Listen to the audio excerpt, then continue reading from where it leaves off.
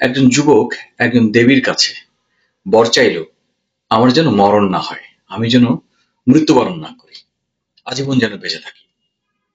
দেবী যে কোনো কারণেই হোক সেই দাবিটি তার পূরণ করার ব্যবস্থা করেন।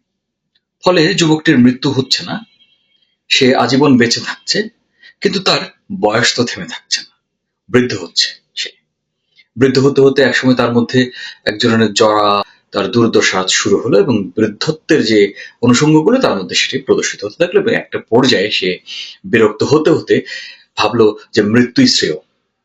এখন কিন্তু তার আবার ফিরে আসার উপায় নেই, মানে সে তার জীবনটাকে এড়িয়ে যেতে পারছে না, সে আজীবন বেঁচে থাকছে।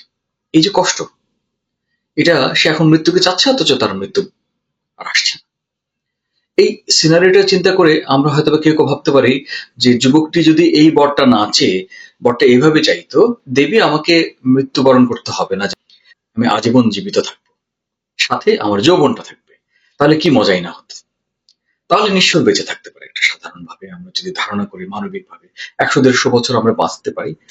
মিথ বা অন্যান্য থিওলজির কথাগুলো যদি বাদ দিই, যেখানে হাজার হাজার বছর বা শত শত বছর মানুষ বেঁচে থাকে, তাদের বিষয়টা আমরা একটু দূরে সরিয়ে রাখি। আমরা স্বাভাবিকভাবে 100-150 বছরের ভাবে জৈবিকভাবে বা বায়োলজিক্যাল যে জীবন, সেই জীবনটা অতিক্রম করার এখনো রেকর্ড হয়তো হয়নি। যত বছরই বাঁচে না কেন, আমরা সাধারণত সবাই বাঁচতে চাই, মরতে তো নিশ্চয়ই বেশিরভাগই আমরা চাই না। যন্ত্রণায় থাকি, অভাবে থাকি, স্বভাবে থাকি, যেভাবে থাকি না কেন, প্রতিপত্তি থাকুক না থাকুক, দেহের অর্ধেক থাকুক না থাকুক, হাত পা না থাকুক না থাকুক, অনেক লোককে আপনার আশপাশে দেখবেন এরকম ডিফর্মিটি নিয়েও তারা জীবিকা চালিয়ে যাচ্ছে এবং ভালোভাবে বাঁচছে বা বেঁচে থাকার চেষ্টায় আছে। কেউ আমরা সাধারণত বলতে চাই না, খড়কুটো ধরে হলেও আমরা বাঁচতে চাই। সমুদ্রে ভেসে যাওয়া নিশ্চিত মৃত্যু জানা সত্ত্বেও আমরা খড়কুটো ধরে বাঁচতে চাই। দুটো বিপরীত চিত্র। একদিকে আমরা খুব তীব্রভাবে বাঁচতে চাই, আরেকদিকে আমরা তীব্রভাবে আবার চাচ্ছি জীবনটা না রাখতে। দুটোর মাঝামাঝি দাঁড়িয়ে একটা ভুল ভুলাইয়ের জায়গায় আমি পৌঁছে গেছি। তাহলে বিষয়টা কেমন হলো? একদিকে মানুষের স্বাভাবিক প্রবণতা হচ্ছে যে মানুষ মরতে চায় না, অতি সত্য, চরম সত্য যে মৃত্যু অনিবার্য, এটা জানা সত্ত্বেও যৌবন থাকবে, তাও আমরা মরবো না এবং আবার মৃত্যুও চাইব। তা হতে পারে কি?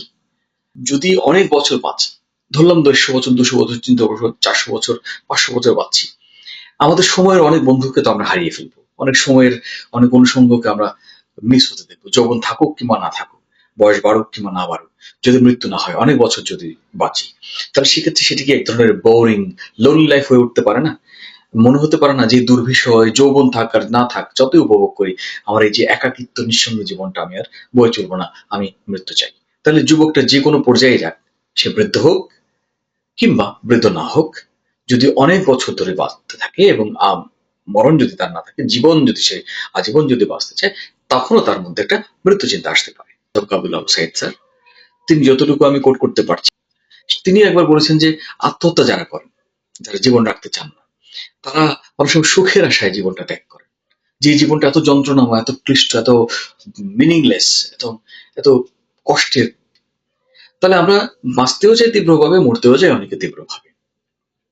বাঁচা মরার যে ভুল ভুলাইয়াতে আমরা একটা জায়গায় দাঁড়িয়ে সেই যুবকটার মতো চাইবো কিনা যে স্রষ্টা আমাদের সেই অনন্ত সিস্টেমটা দিয়ে দিক, নাকি এমনই ভাবছি যে আসলে স্রষ্টা কি মজার একটা প্রোগ্রামিং আমাদের মধ্যে করে দিয়েছেন কিনা, যে মৃত্যুটা তোমার এত সুন্দর, তুমি আস্তে আস্তে আস্তে আস্তে গ্রো করতে করতে তুমি নিঃশেষ হতে থাকবে, কারণ তুমি নিঃসঙ্গ হতে থাকবে।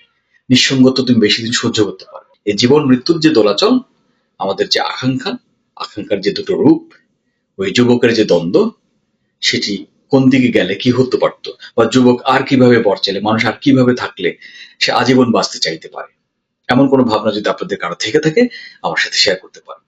কিংবা আসলে এ ধরনের আকাঙ্ক্ষা যদি পূরণ হয়ে যায়, তখন সে কিভাবে জীবন নির্বাহ করতে পারত, আদৌ কি সম্ভব হতো কিনা, নাকি আমি যেভাবে ভাবছি যে নিঃসঙ্গতার যাতা করে সে মরতেই চাইতো শেষ পর্যন্ত। কি মনে করেন আপনারা? শেয়ার করতে